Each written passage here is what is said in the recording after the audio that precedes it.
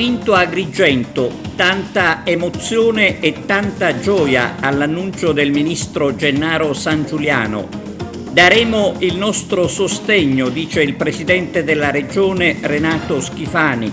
A convincere la giuria, aggiunge, sono stati anche l'attualità e il valore del progetto. La commissione regionale a Favara rassicura i cittadini sulla presenza dello Stato. Ad Agrigento Pasqua tra fede e proteste. Questa sera Via Crucis cittadina. Alle 21 lo speciale su TVA, dalle ceneri alla resurrezione. Elezioni per la segreteria provinciale.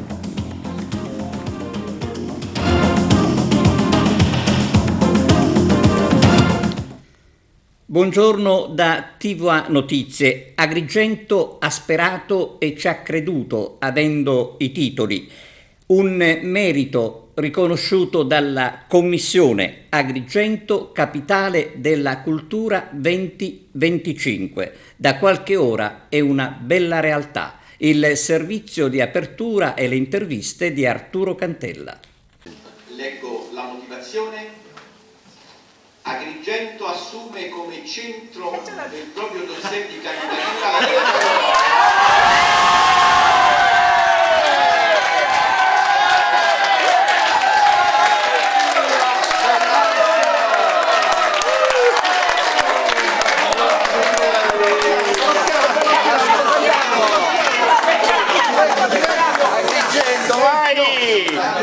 Dopo tanta attesa, stamani presso la sede del Consorzio Universitario di Agrigento erano presenti gli attori principali che hanno contribuito alla stesura del programma.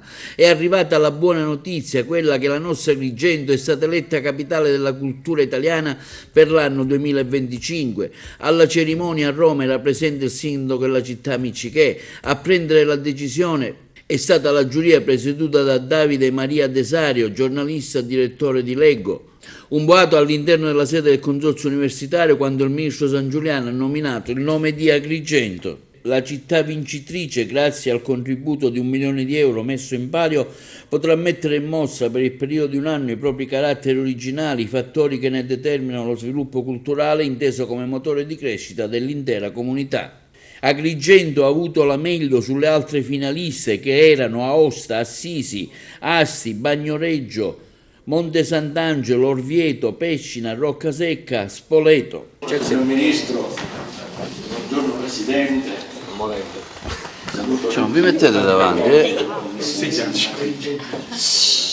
Sono estremamente emozionato, ma al contempo non si vede per aver raggiunto questo traguardo e aver dato alla mia città, tra l'altro l'unica finalista siciliana, questo riconoscimento importante per lo sviluppo futuro della cultura, del turismo, dell'economia della nostra città stessa.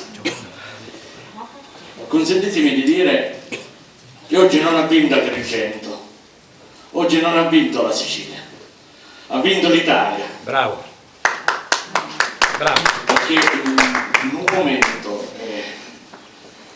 storico, politico in cui ci troviamo, avere scelto e promosso questo dossier, il cui progetto è incentrato sui temi degli scambi culturali tra i popoli, sull'accoglienza, sull'integrazione, sul dialogo, sulle relazioni delle diverse etnie del Mediterraneo, è stato un grande atto di coraggio e di estrema sensibilità dell'intera Commissione e quindi di riflesso della classe dirigente nazionale. E poi ho un desiderio, mi rivolgo ai miei colleghi sindaci, ai nuovi sindaci delle 9 città inquinate. Non lasciamoci oggi e ce ne andiamo a casa. Cerchiamo di creare quella rete turistico-culturale italiana, dalla Val d'Aosta alla Sicilia.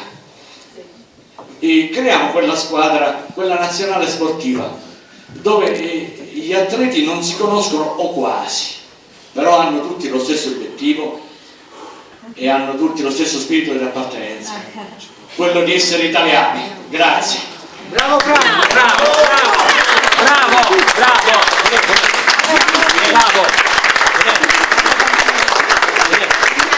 Un grazie sentito a tutti.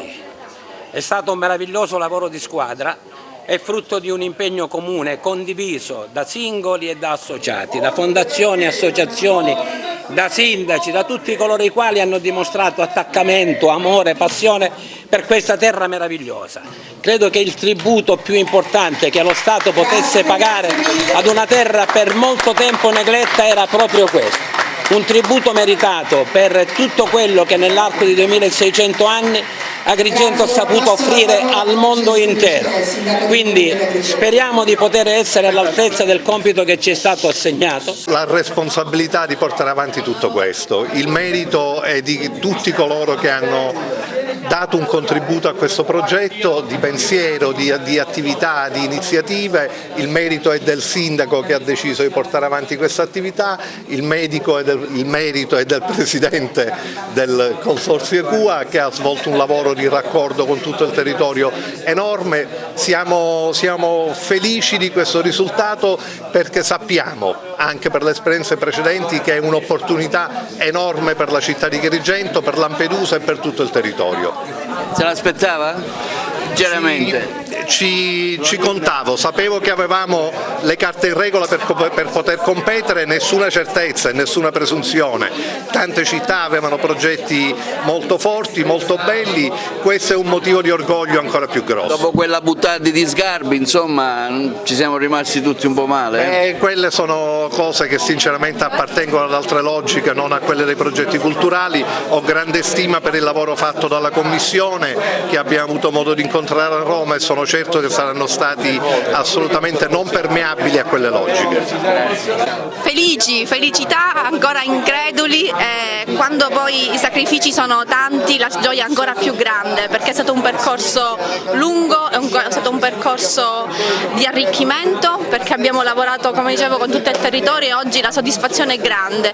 Agrigento non aveva, come dire, non poteva non avere questo titolo ed è arrivato anche un riconoscimento da parte della Commissione. Grande felicità, grande emozione oggi. Ettore, anche tu contento, velocemente? Sì, devo dire che l'intervista dell'altro giorno era quasi profetica e ti ringrazio, è stata scaramantica, è un bellissimo riconoscimento per tutto il territorio di Agrigento e la sua provincia e siamo grati per aver potuto portare in porto questo lavoro. Grazie a tutti. Gaetano, ecco a caldo, una tua impressione, Corri Peppino ci ha portato bene, dai. Ho detto che per un anno non rilascerò interviste e dirò soltanto corre Peppi, corre, abbiamo vinto, felicissimo. Esortiamo anche la città a correre, a mettersi in moto. Corri Peppi, un bambino che corre è il simbolo, il segno di un Agrigento che vuole rinascere, sono felice, in lacrime. Commissario, anche lei velocemente, una battuta così a caldo, abbiamo atteso, ci aspettava? Vince l'Italia, Agrigento con tutta la ricchezza dei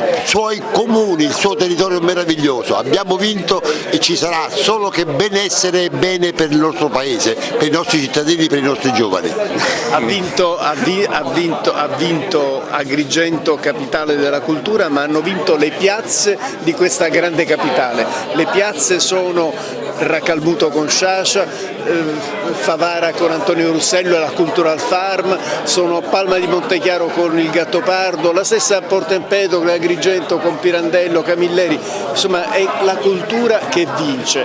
Noi adesso abbiamo un grande compito che è quello di crederci e riuscire a trasformare tutto questo anche in un'occasione di riscatto civile. Ma un risultato straordinario che premia la città, premia il dossier, premia l'impegno del Comune, del Consorzio Universitario che su questo dossier si sono fortemente impegnati.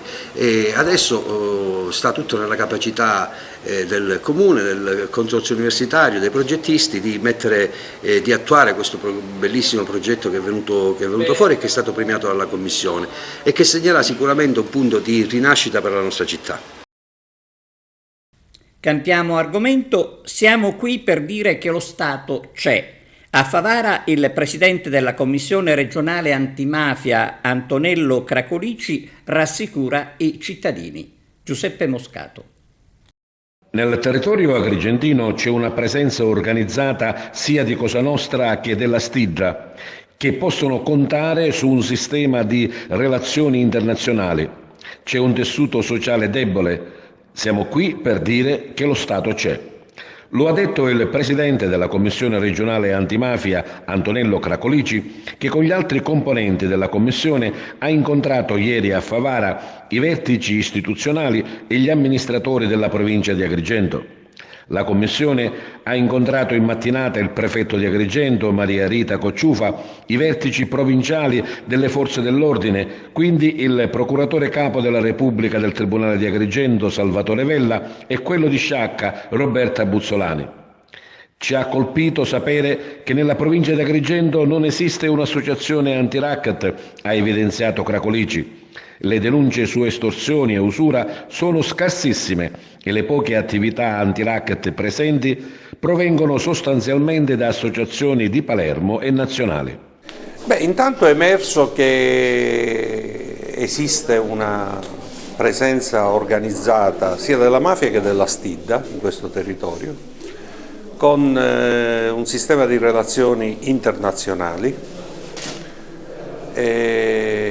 Esiste un'attività di contrasto sia sul terreno patrimoniale, sia alcune operazioni che hanno riguardato alcune famiglie e alcuni mandamenti specifici della provincia di Agrigento. Ci viene segnalato ciò che ci è stato segnalato anche in altre province siciliane, un utilizzo e un aumento del traffico di stupefacenti. C'è una scarsissima attività di denuncia sia sul terreno estorsivo sia sul terreno dell'usura. Mi ha colpito sapere che nella provincia di Agrigento non esiste un'associazione anti-racket e le attività delle associazioni anti-racket sono sostanzialmente quelle che vengono da Palermo o di rilievo nazionale. C'è una bassa attività della società civile più o meno organizzata che costituisce il punto più preoccupante anche della capacità reattiva di questo territorio alle bande criminali ma anche alla cultura dell'antimafia, quindi su questo c'è da lavorare. Penso che qui ci vorrebbe veramente un grande patto sociale tra istituzioni, cittadini e enti intermedi, una volta tanto in nome di quel bene comune, di quella sicurezza partecipata che non è un miraggio, è qualcosa di cui abbiamo gli strumenti, ma ci vuole veramente la volontà di perseguirlo. Quando io parlo di patti per la sicurezza o di protocollo per il controllo del vicinato, una cosa che ho fortemente voluto nel comune di Agrigento, ma che poi si deve realizzare con la collaborazione di tutti, perché questo significa che tutti devono essere messi nelle condizioni di fare qualcosa. Ecco, lo Stato c'è, lo Stato è presente con un grande lavoro di squadra. Io non posso che ringraziare, come faccio sempre, le forze dell'ordine per il lavoro straordinario che fanno, però è anche vero che denunce sono pochissime. Denunce anche delle cose più banali, ricordiamoci le risse in pieno centro storico, filmate con i telefonini, e le denunce e le segnalazioni sono arrivate molto dopo, salvo poi a dire io non so, io non sapevo e quindi non ho visto bene. Allora ci vorrebbe un grande, io dico, un sussulto di orgoglio che dovrebbe essere posto in essere dalle 43 amministrazioni locali, la regione ovviamente dovrebbe fare la sua parte, lo Stato ci invitate a nozze, scusate questa espressione, pensare di realizzare una cosa del genere è veramente un obiettivo a cui tutti dovremmo lavorare, ma mi riferisco chiaramente anche ai cosiddetti enti intermedi, alle forze sociali sia datoriali che sindacali, perché ogni purtroppo ambito culturale, sociale, economico di questo territorio purtroppo presenta delle fortissime criticità tali che lo Stato non può vincerlo solo con la repressione. Se non c'è la prevenzione e la collaborazione, purtroppo rischia di essere una battaglia, io non dico persa, ma sicuramente una battaglia con risultati che sono sempre importanti e significativi, ma che certamente non tagliano alla radice certi fenomeni. Nel pomeriggio l'audizione generale con i sindaci della provincia di Agrigento alla presenza del prefetto. I primi cittadini sono stati ascoltati dalla Commissione su questioni relative alla presenza della criminalità mafiosa nel territorio, ma anche sulle questioni relative alla stessa gestione dei comuni. Credo che qui ci vorrebbe un grande patto sociale tra istituzioni, cittadini ed enti intermedi, in nome di quel bene comune e di quella sicurezza partecipata che non è un miraggio, ha detto il prefetto Cocciufa. Abbiamo gli strumenti per attuarle, ma ci vuole la volontà di tutti. Sentiamo ancora il prefetto. È stato un momento di confronto interessante. Noi abbiamo delineato per grandi linee ovviamente quella che è un po' la situazione della provincia, con le sue luci che pure ci sono e purtroppo anche molte ombre. È noto che la provincia di Agrigento è una provincia caratterizzata ancora, nonostante tanti successi delle forze dell'ordine e della magistratura in operazioni anche recenti che hanno visto anche molti arresti, nonostante tutto questo continua a essere una provincia il cui tessuto sociale è fortemente condizionato dalla presenza di organizzazioni criminali. Ma non è solo questo il tema è quello anche, diciamo, è stato anche un po' dibattuto e posto in evidenza il tema che comunque anche la stessa criminalità organizzata si è affinata molto con strumenti ben più raffinati rispetto al passato e anche un po' quel tema a me tanto caro che è quello, diciamo, di tante volte anche di una cultura, di una società civile e di una comunità piuttosto indolente, piuttosto e poco incline anche a reagire di fronte a certi fenomeni che, non nascondiamocelo, turbano, minano anche le fondamenta di uno sviluppo economico che tarda infatti a venire. Alla CGIL di Agrigento elezioni per la segreteria provinciale. Arturo Cantella. Segretario, oggi è un momento importante, si elegge la nuova squadra che guiderà la CGIL nei prossimi anni.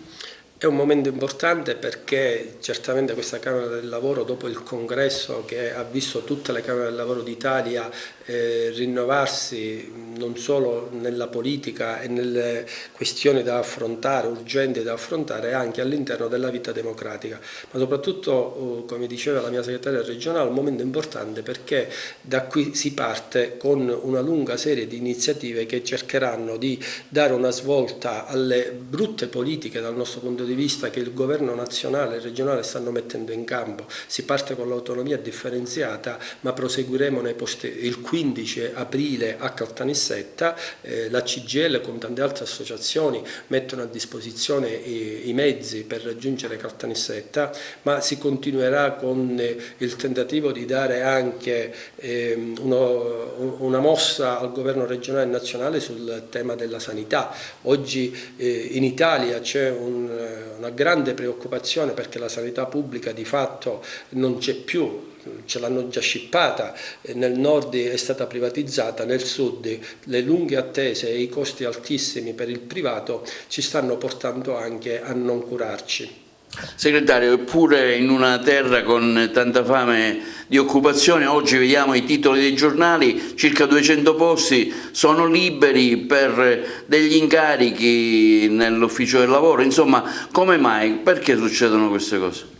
Perché spesso la politica fa le cose per non farle portare a termine. Intendo, stiamo parlando di un anno quasi di ritardo. Poi chiedono specifiche competenze con specifici titoli di studio perché necessitano tecnici e li mettono a bando per pochi mesi, qualche volta anche per un anno, e con stipendi che ormai non sono più nelle condizioni di reggere le esigenze di una famiglia. Allora un giovane, perché di questo si tratta, un giovane che ha quelle competenze preferisce andare a cercare un lavoro stabile, un lavoro pagato quantomeno per garantire un minimo di dignità alle famiglie. Ecco, queste cose pesano e chi ha responsabilità di governo dovrebbe saperle e allora incentivare le professionalità con posti che possono essere stabili e certamente remunerati. Insomma, per quello che si chiede l'offerta retributiva è minima, mi pare di capire. Sì, pensi che nella pubblica amministrazione ci sono ancora stipendi che arrivano attorno alle 1.000 euro, quindi chi guadagna tanto può arrivare anche ai 1.500 euro, in un contesto nel quale abbiamo un'inflazione che supera il 10%, dove i servizi pubblici di fatto non ci sono più. Penso a tutto quel mondo che c'era attorno alla scuola con il trasporto dei ragazzi, penso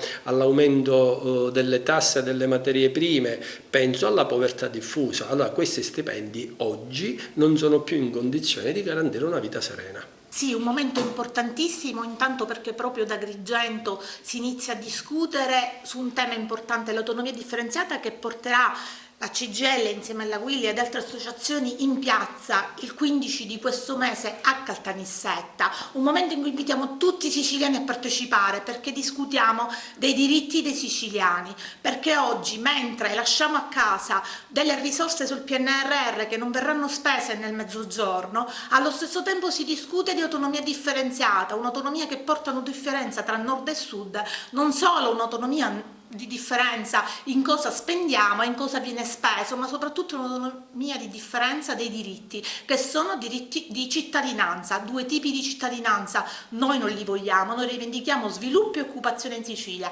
Ecco perché è importante essere qui, ecco perché la CGIL Sicilia c'è al fianco della Camera del Lavoro di Agrigento, al fianco di Alfonso Buscemi, che insieme alla segreteria che sarà eletta oggi e per cui si sta in questo momento votando, appunto apre la battaglia, apre la pista e porta in Caltanissetta insieme a tutte le Camere del Lavoro siciliane una battaglia importante in cui, ripeto, invitiamo tutti i siciliani ad essere presenti. Lo sviluppo, l'occupazione in Sicilia, il contrasto alla precarietà in Sicilia parte da un elemento importante: avere gli stessi diritti, le stesse opportunità, e in cui in un momento in questo paese si spende sempre meno per i diritti, per i bisogni e il welfare sociale in Sicilia, è importante essere in piazza giorno 15. E veniamo alla Pasqua, alla preparazione della Pasqua. I fedeli del villaggio Peruzzo considerano un grave torto la cancellazione della funzione del Venerdì Santo nel loro quartiere da parte della Curia. La protesta, diciamo che ci sta proprio tutta. Arturo Cantella. Si è svolta la manifestazione sit-in già annunciata da Salvatore Battaglia, cittadino del villaggio Peruzzo, per la mancata autorizzazione avuta dalla Curia e dalla Fornaria locale al fine di svolgere le cerimonie pasquali presso la struttura del Calvario, sita del Venerdì Santo. Nessuna processione, nessuna messa del Cristo in croce. I cittadini del villaggio Peruzzo hanno aderito, hanno manifestato la loro perplessità, mostrando di non gradire affatto le decisioni che sono venute dall'alto nel vietare di celebrare alcuna funzione religiosa. I cittadini ovviamente non ci stanno e attendono fiduciosi una risposta del Vescovo. Lei ha qualcosa da dire al Vicario Generale e al Vescovo? Innanzitutto ho qualcosa da dire agli abitanti del villaggio Peruzzo, che oggi non si sono presentati qua, che solo scrivono, vive il villaggio Peruzzo, qua e qua siamo solo 30 persone, quindi evidentemente non sta a cuore la festa del Venerdì Santo. Poi al signor Vicario, che non ho il piacere di conoscere, volevo proprio chiedere perché ci priva e ci vieta di fare la processione qua il Venerdì Santo, che è da 60 anni che noi fedeli partecipiamo tutti i venerdì santi qua con fede e con attenzione. Non lo capisco io, perché a Giardina Carlotta sì, a Villaggio Mosè la fanno, ovunque si riuniscono, a Villa Seta, e qua noi ci hanno paralizzati completamente. E come protesta che volete fare? Come protesta io venerdì santo alle 11 sono qua insieme alle altre persone che noi manifestiamo pacificamente dicendo un rosario per le varie piazze del villaggio Peruzzo. Nessuno penso che mi può dire niente perché non sto facendo niente di male, anzi sto solo pregando. Io penso, intanto sono qui in rappresentanza prima di mia mamma, poi di me stesso e poi di tutti gli abitanti del villaggio Peruzzo. Io penso che si poteva eliminare una manifestazione di carattere, che so, di scommesse o di carattere di abilità o di altri tipi di carattere di manifestazioni, ma non una manifestazione religiosa tradizionale che è stata qui, mi dicono, da più 60 anni al villaggio Peruzzo e soprattutto senza una motivazione. Io ho sentito cose stasera inaudite, a Giardina Gallotti si fa, al villaggio Peruzzo no, ma quale criterio c'è? Ma che criterio usano? In tutte le normative della società umana c'è una base giuridica basata in delle regole. Non c'è una cosa o una legge che non ha una giurisdizione. Quindi io voglio sapere qual è la materia giuridica, motivazione, perché non si debba fare una manifestazione religiosa. Posso capire, manco altri tipi di manifestazioni che abbiano un carattere pericoloso. Covid, ben venga, ma adesso che siamo tutti in sanità, perché lui non deve fare sto venerdì santo? Perché noi anziani, che fa? Io me ne vado ad Agrigento con chi? Non ho nessuno, non posso andarmene a vedere il venerdì santo, quando poi qua è una comunità veramente di fratellanza. Questo io le voglio dire al prete, poi faccia i suoi comodi, non lo so. Ma perché c'ha le macchine e cose ci possono vedere. Io hai un occhio, non ti posso vedere. E tutto sai. E alle 18 ad Agrigento via Crucis cittadina da Porta di Ponte fino alla chiesa di San Domenico attraverso la via Atenea. Domenica presso la chiesa di Santo Alfonso in via Duomo ad Agrigento la compagnia teatrale Acragante presenterà Le ultime ore di Cristo con la partecipazione straordinaria di Alfonso Marchica. Dalle ceneri alla resurrezione è il titolo dello speciale curato da Margherita Trupiano in onda su TVA questa sera alle 21 e in replica domani alle 16 e domenica alle 12. In studio con Don Diego Acquisto, Nicola Madonia e i superiori delle arciconfraternite Alfonso Cutaia e Andrea Papia. Cittadinanza onoraria di Porto Empedocle per il parroco della Chiesa del Carmine, Don Nicolò Salemi, che per l'occasione ha presentato il suo libro Con Gesù verso Gerusalemme. Il sindaco di Porto Empedocle, Calogero Martello, nel corso di una cerimonia avvenuta presso la sala convegni Andrea Camilleri, ha consegnato la cittadinanza onoraria a Don Nicolò Salemi, parroco della chiesa Maria Santissima del Carmine, sempre a Porto Empedocle. Tra le motivazioni addotte quella dell'impegno ineccepibile nella nostra casa pastorale, della nostra comunità, e per l'instancabile opera di evangelizzazione, umanità e vicinanza ai bisogni dei più deboli, contribuendo alla divulgazione dei valori della solidarietà e diventando un insostituibile punto di riferimento per le diverse generazioni di persone. L'iniziativa si è inserita all'interno di un altro momento culturale, quello della presentazione del secondo libro di Don Nicolò Salemi dal titolo Con Gesù verso Gerusalemme, un commento ai Vangeli feriali in tempi dell'anno liturgico. Alla presentazione del volume presente anche il vice sindaco Marilu Cacia, assessore alla cultura del comune empedoclino, le massime autorità militari e civili, diversi gli interventi nel corso dell'evento, tra cui quelli di Don Enzo Cuffaro, docente in teologia a Palermo, dell'avvocato Antonio Insalaco, coordinatore del consiglio pastorale della parrocchia Maria Santissima del Carmine, tanta la gente e i fedeli presenti alla presentazione del libro. Sono contento di questo onore che mi dà il sindaco, il consiglio comunale, cittadinanza onoraria, e l'opportunità è stata la presentazione del mio libro Con Gesù in cammino verso Gerusalemme. È un secondo testo che io presento alla Chiesa Empedoclina dopo il primo volume che era Chi ha orecchi ascolti, adesso Con Gesù verso Gerusalemme. E il titolo vuole dire che noi, come Bartimeo guarito da Gesù mentre Gesù passava da Gerico, anche noi dobbiamo, illuminati da Cristo, guariti da Cristo, dobbiamo camminare con Gesù verso Gerusalemme. Gerusalemme è il luogo dove Gesù conclude la sua esistenza terrena, la sua morte di croce e la sua risurrezione. Camminare con Gesù per noi significa portare a compimento quel disegno di amore che Dio ha su ognuno di noi. Nella gioia, nel dolore c'è sempre tutto un discorso di amore che noi dobbiamo accogliere. Questo è il significato anche della guarigione di Bartimeo, aprire gli occhi per riconoscere il dono di Dio e metterci alla sequela di lui. Si sente empedoclino, dicevo. Sono io nativo di Racalmuto e mi sono stabilito qui con la mia famiglia da moltissimi anni, sono ormai più di 60 anni che abito qui in questa città. Prima come studente in seminario, poi divenuto prete e da allora che sono rimasto sempre a servizio di questa città e anche di questa chiesa.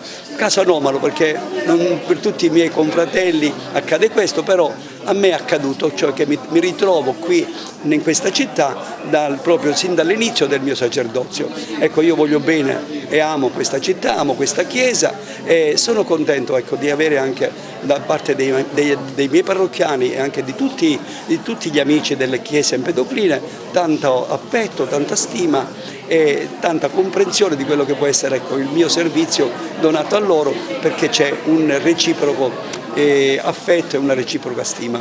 Parliamo di questa manifestazione, la presentazione di un libro e anche la cittadinanza onoraria donata a Don Salemme.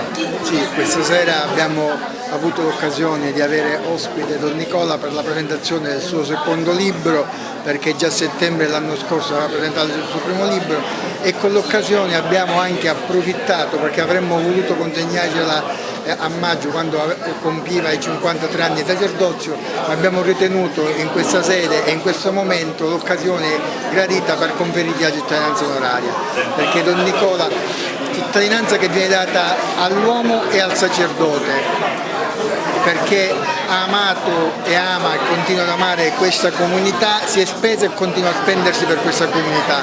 Ritenevamo doveroso, l'abbiamo fatta con tanto amore e con la volontà di farlo in un momento particolare come la serata di oggi, e quindi il conferimento della cittadinanza onoraria è per noi orgoglio e privilegio nei confronti dell'uomo e del sacerdote. Lo ripeto perché è fondamentale sottolineare che continua a occuparsi della nostra comunità e non soltanto della sua parrocchia per cercare di mettere a frutto quelle che sono le opere del Vangelo, quindi per noi è motivo di orgoglio. Ecco, perché leggere questo libro?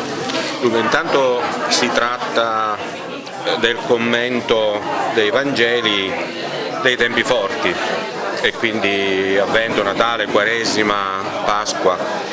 I tempi forti nella liturgia della Chiesa hanno un particolare peso nel cammino del cristiano, e quindi la possibilità di comprendere un po' meglio il testo del Vangelo che noi ascoltiamo a messa e sul quale possiamo prepararci prima ancora di partecipare alla liturgia, leggere il testo del Vangelo e avere un sussidio come un testo come quello di Don Nicola che ci permette in un poco spazio, una paginetta e mezza, non più, una comprensione del brano che sarà poi letto durante la messa.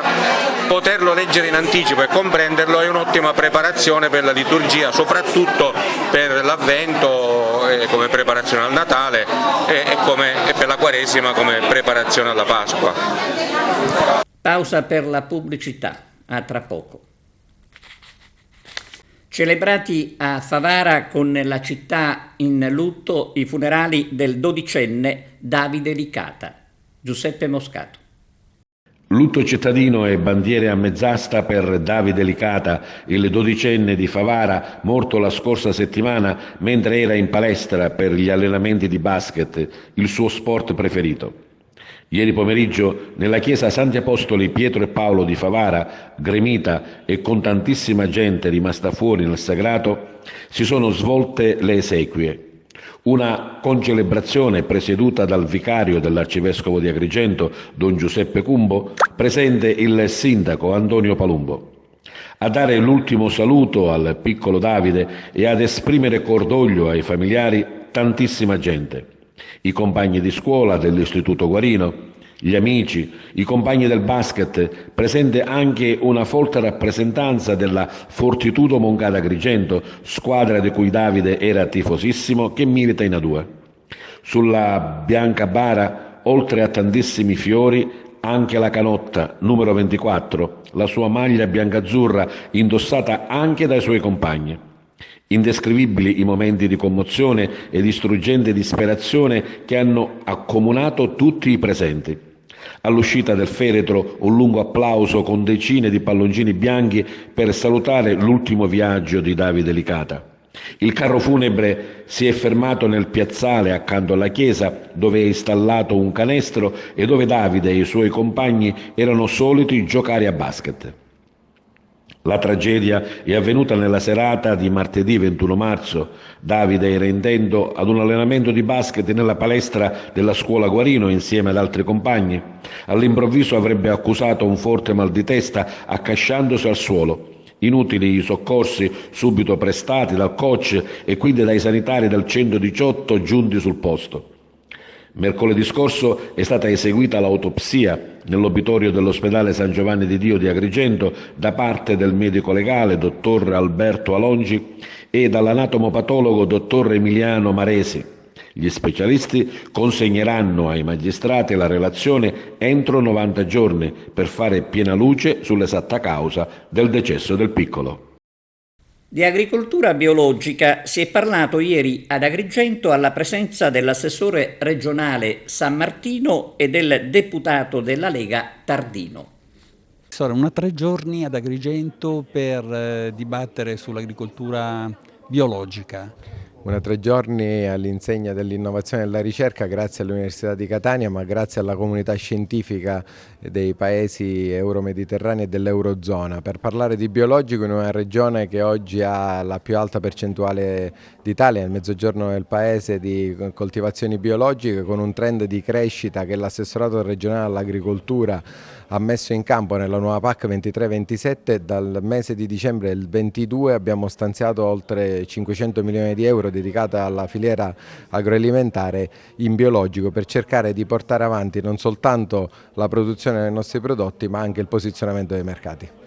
Beh, io faccio parte, come diceva lei, della Commissione Envi che si occupa anche di sicurezza alimentare, e questo convegno sul biologico in cui viene presentato un importante progetto di ricerca che sta portando avanti l'Università di Catania e si inserisce chiaramente nelle tematiche che affrontiamo in Parlamento europeo in quella Commissione. Sappiamo che la sicurezza alimentare e gli studi sul biologico sono strettamente connessi. Dalla tutela appunto dei prodotti alimentari passa anche la tutela della salute dei cittadini. Ritengo poi che sia molto importante non solo seguire la fase della ricerca, per la quale l'Unione Europea sappiamo attraverso degli specifici fondi investe, ma riuscire a tramutare quello che la ricerca ci dà attraverso l'azione delle università e dei ricercatori in dati fattuali, ed è per questo credo che ci debba essere un impegno a 360 gradi da parte di tutte le istituzioni coinvolte, a partire dalle istituzioni regionali, passando per il nazionale e quindi chiaramente arrivando all'istituzione europea che io mi onoro di rappresentare. Allora, siamo qui oggi ad Agrigento per partecipare al convegno finale del progetto Bresov.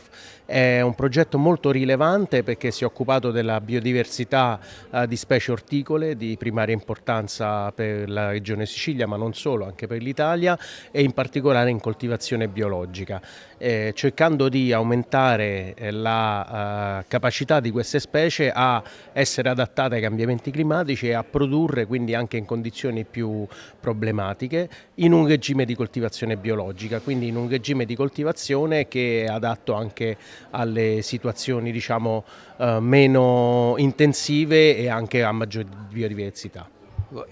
Sono stati presentati dei risultati ottenuti da una serie di ricerche, è vero, oggi sono state presentate le ricerche, i risultati di alcune ricerche. Sì, esattamente, sono stati presentati i risultati di 5 anni di ricerca di un progetto europeo coordinato fra l'altro dall'Università di Catania, insomma, quindi qui in Sicilia, dal professor Ferdinando Branca, e è un team europeo di diversi paesi che ha lavorato soprattutto su 3 specie, i broccoli, fagiolini e pomodoro, e ha presentato proprio i risultati del miglioramento genetico finalizzato proprio al miglioramento delle colture che siano diciamo, per la coltivazione biologica, quindi diciamo una linea abbastanza specifica ma importante, perché sinora questo tipo di miglioramenti usualmente venivano fatte per le coltivazioni più intensive, e invece queste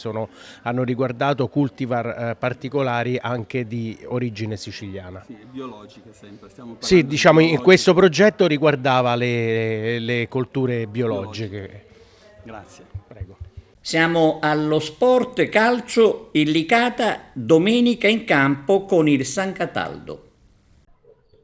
Mister, si torna in campo dopo la pausa, arriva una sfida importante, un big match per il Licata contro la San Cataldese. Sì, domenica sicuramente sarà una partita di cartello, perché tutte e 2 squadre siamo a un punteggio di 41 punti e un eventuale risultato importante sia da una parte che dall'altra rilancerebbe una squadra nell'orbita dei playoff. Come si arriva a questa sfida, mister? No, bene, siamo allenati bene, la pausa sicuramente ci ha rivitalizzato, anche perché abbiamo recuperato un po' di energie. Siamo freschi mentalmente e anche fisicamente, per cui credo di arrivarci bene. Sarà il rush finale per il Licata? Sì, ma per tutti sarà un rush finale, chi per conseguire obiettivi di uscire dai playout, chi per la salvezza, chi per entrare dentro i playoff, per cui saranno sicuramente 6 partite dove ognuno di queste squadre cercherà di arrivare al proprio obiettivo. C'è voglia di tornare a vincere? Sicuramente non vinciamo da 5 partite, abbiamo fatto 2 pareggi e 3 sconfitte nelle ultime 5, c'è tanta rabbia ma nello stesso tempo tanta consapevolezza che domenica dobbiamo affrontare una partita importante, ci dobbiamo arrivare con la testa giusta per far nostra la partita. Sicuramente sarà una gara difficile come sempre, però ce la dobbiamo mettere tutte per cercare di alzare l'asticella di quello che ci eravamo prefissi all'inizio stagione e cercare di lottare fino alla fine per centrare un posto nei playoff. Sarà una San Cataldese diversa quella affrontata all'andata? Ma credo di sì, anche perché un po' hanno fatto dei buonissimi risultati, la guida tecnica ha dato tanto entusiasmo dopo la presenza di Infantino, ha dato dei risultati importanti, ha dato sicuramente valore a una squadra che secondo me ha un valore importante in questa categoria. Come ti senti per questa partita che arriva al Dino Liotto domenica? Sì, mi sento molto bene, stiamo lavorando con massima serietà, speriamo di giocare e vediamo cosa succede. Sei soddisfatto di questo ruolo che ti sei cucito quest'anno, subentrando spesso dalla panchina, hai dato il tuo contributo? Sì. Ti sei trovare pronto? Sì, mi sono fatto sempre trovare pronto, anche ho lavorato duramente questa stagione. Sono soddisfatto, però l'importante è che l'importante è il gruppo, li facciamo molto bene in partita. E la San Cataldese che avversario ti aspetta? San Cataldese mi aspetta una persona molto, molto tosto, e sono una squadra che hanno avuto molti risultati positivi, però noi faremo la nostra partita. La classifica secondo te rispecchia i valori che ci siamo visti fino a questo momento? La classifica noi non la guardiamo, pensiamo solamente alla domenica e all'ultimo vedremo dove ci siamo posizionati. La chiave della partita quale sarà domenica secondo te? La chiave della partita sarà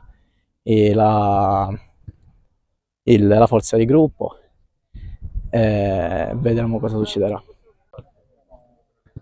Arriva la San Cataldese, che non è solo un avversario ostico, difficile, uno che secondo me sarà il big match di giornata, perché entrambe le squadre sono appaiate, ma è anche la tua ex squadra. Sì, sicuramente domenica arriva la San Cataldese, una squadra che nell'ultimo periodo ha fatto bene. Noi ci vogliamo riscattare del brutto periodo che stiamo attraversando e sarà una bella partita. Non solo tu, ci sono diversi ex nel Licata che hanno vestito la maglia della San Cataldese. Sì, ci siamo io, Riccardo, Adam. Sicuramente vorremmo fare bene e vogliamo regalare una grande gioia ai nostri tifosi. Questa pausa è servita per ricaricare un po' le batterie? Sì, è servita, ci siamo allenati bene, siamo sempre un gruppo compatto e lo vogliamo dimostrare già da domenica. Qual è la voglia, il desiderio che ha questa squadra in questo finale di campionato? La voglia è quella di fare più punti possibili e avvicinarci sempre di più ai playoff. Speriamo di centrarli, ce la metteremo sicuramente tutta in questo rush finale. Ti vuoi sbilanciare? Come si ottiene la vittoria contro la San Cataldese? Chi sarà secondo te l'uomo partita? Secondo me la vittoria si deve ottenere con tutto il gruppo, con la fame e con la voglia. Sinceramente, se saremo un gruppo compatto come abbiamo sempre dimostrato, la vittoria può arrivare e la vogliamo sicuramente dedicare ai nostri tifosi che ci hanno sempre seguito e sostenuto. Una notizia di basket: terzo Memorial Pippo Miccichè al Palazzetto dello Sport con i ragazzi delle scuole medie.